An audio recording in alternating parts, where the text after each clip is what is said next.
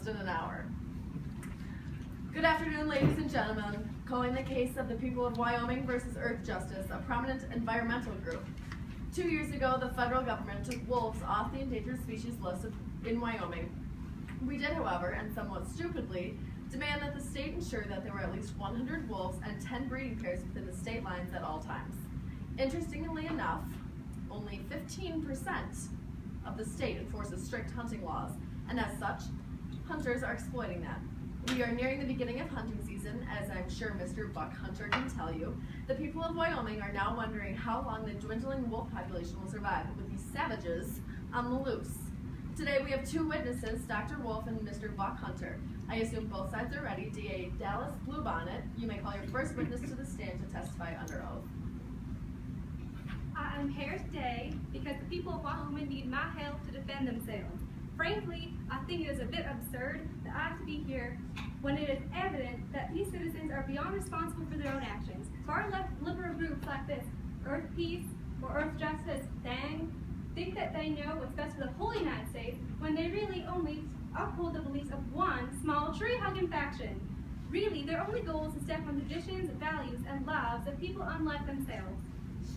Hunting is not only an important familiar culture within this community, but it is how these citizens make a living. To spend so much time attacking these hunters and to blame them for the diminishing wolf populations when these hunters are clearly responsible men is condescending and ignorant. I call Mr. Buck Hunter to the stand.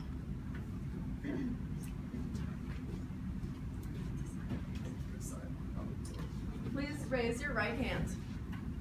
Do you promise that the testimony you shall give in the case before this court shall be the truth, the whole truth, and nothing but the truth, so help you God? Yes, ma'am.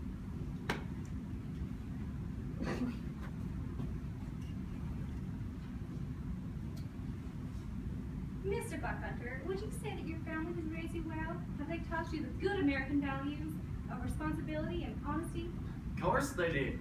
I come from a very respectable family of ranchers and hunters where personal responsibility is key. If I was ever caught slacking or lying, which weren't that often, just so you know, my pa would give me a whipping. Even the thought of being irresponsible makes my backside start to itch. So, based on these values, you would never intentionally take steps towards diminishing the natural wolf population. Is that correct? I've always respected life of all kinds. Heck, I even respect the deer that I hunt by shooting them right through the head so they don't feel nothing when they die. But the way I sees it, wolves, they ain't really living. They're agents of the devil, you see? And the devil's an agent of death, so nothing that's working for him can be living, now can it? And what about wolves as natural anyways? The devil ain't natural, so why would us minions of darkness be any different? As a responsible human being, I make it my mission to rid the earth of these unnatural armies of undead that the rest of you folk call wolves. See folks, y'all have your answer. Now, you have stated that the wolf population has increased since the wolves were taken off the endangered list. Is that correct? Perhaps you could tell us a little bit more about that. Sugar King?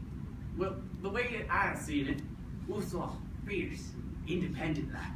They don't need no stinking endangered species list keeping them safe. In fact, it actually hurts them. It cramps their style. They get rebellious when they know they've been watched, so they just start killing themselves.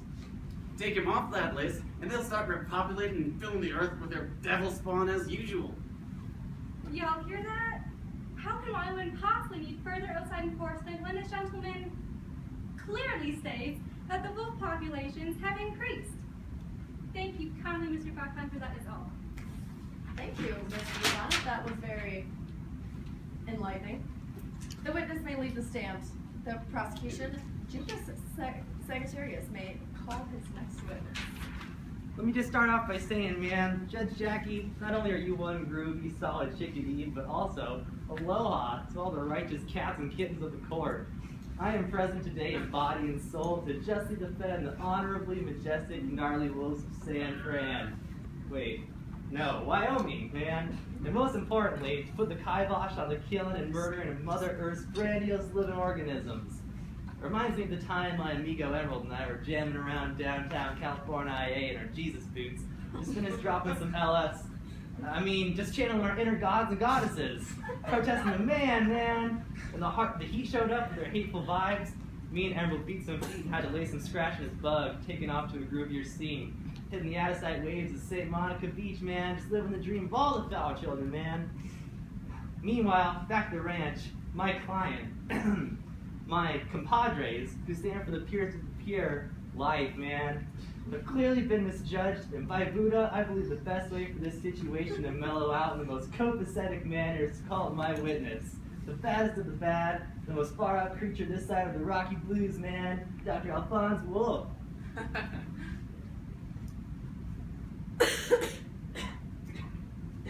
Objection, Your Honor. You can't possibly let the prosecution bring a wild animal into the stand. That would endanger the safety of everyone in this courtroom. Frankly, I'm insulted by your suggestion that I'm a wild animal and cannot control myself. I have a doctorate in environmental studies, and I've proved myself to be perfectly capable of handling myself around humans. Besides, you talk about endangering the safety of the humans in this courtroom, and yet you show no concern for the endangerment of my species. It is my right to testify on the stand for the safety and preservation of my species. Wild animal makes a good point. Objection overruled. Please stand, Dr. Wolf. Raise your right hand, or paw, whatever. Do you promise that the testimony you shall give in the case before this court shall be the truth, the whole truth, and nothing but the truth, so help you God? Yes, I swear.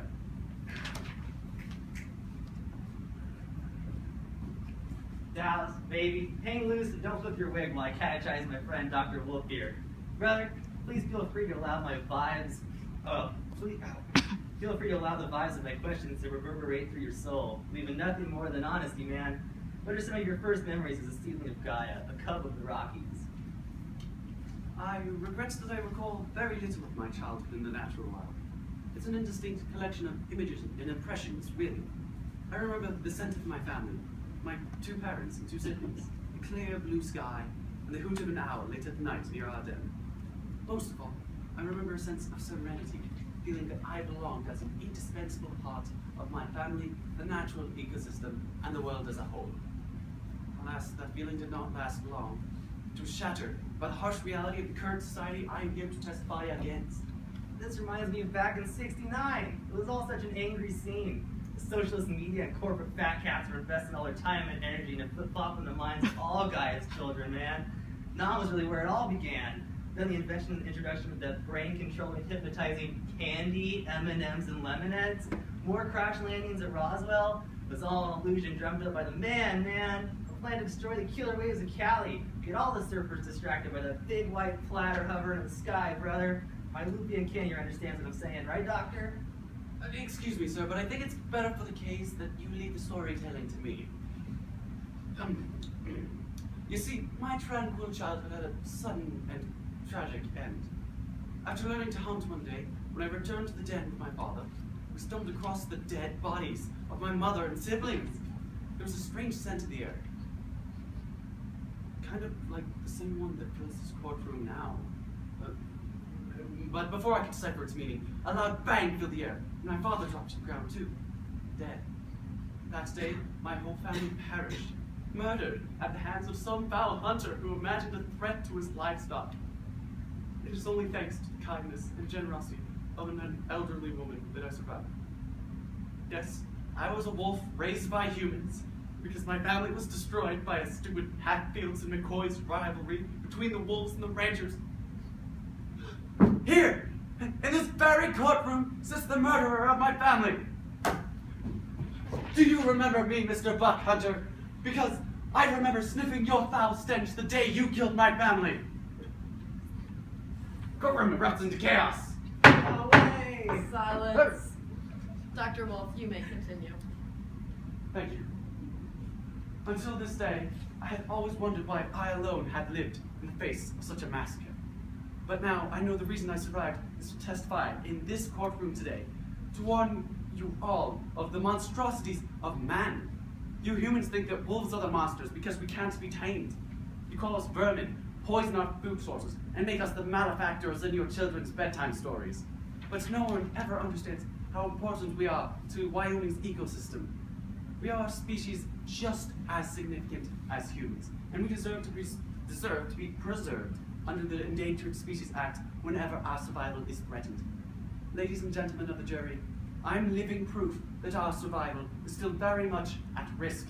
And so I ask you to set aside Wyoming's depressing plan to manage the wolf population, my population, and put us back on the endangered species list so that we may recover and continue to serve our place in Wyoming's ecosystem. Thank you. Woo. Dr. Wolf, you may relieve the stand. The defense may make its closing statements, however futile they may be. This is preposterous. The good people of Wyoming have no desire to kill off the wolf population. They would simply like the freedom to live their own lives and make their own incomes free from overwhelming democratic federal control. We must let the locals decide for themselves. If the people of Wyoming say the wolves ain't endangered, they ain't endangered. Plain and simple. And now the prosecution may make its closing statements. Madam Judge Jackie, at this point we've all laid it on you, some lip-flapping more than others.